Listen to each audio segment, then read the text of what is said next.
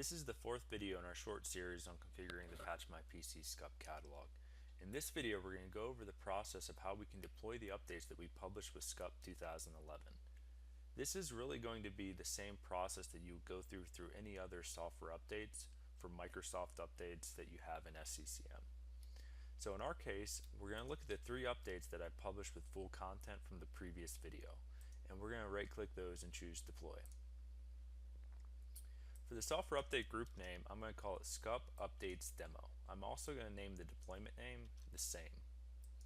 For the collection in my lab, I'm just going to choose all desktop and server clients. For the deployment, I'm going to make it required. For the deadline, we're going to choose as soon as possible. And then we're going to show all notifications for this demo.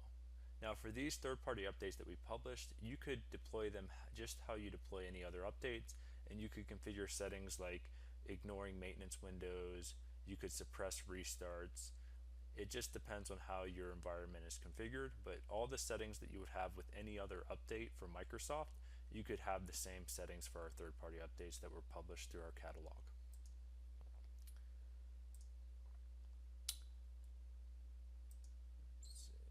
We'll just choose the download options here. We're allowed to fall back.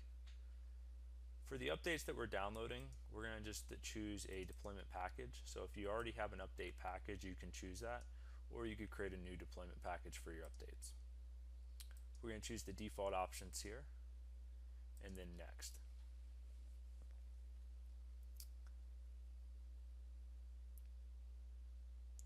Okay, so our deployment's created. So I'm just going to give that a minute and switch over to my client. And what we'll do here, we're going to go ahead and force a machine policy update. That should cause the device to check in and see that it now has these software updates that it needs to install. I do have two outdated programs. I have Google Chrome and the 64-bit version of 7-zip.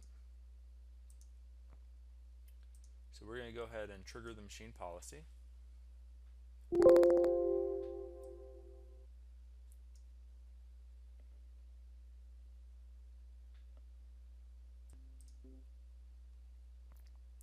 And we just received the notification that our updates need to be installed because we allowed it to show all notifications. So now what's going to happen is, since we made it required, it's going to go ahead and start installing these.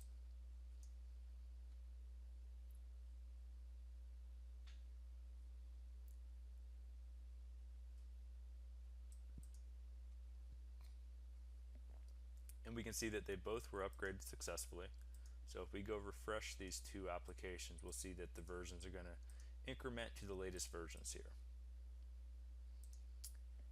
And that's really all there is to it. For deploying your updates, it's going to be no different than your current update process that you would do with Microsoft Update.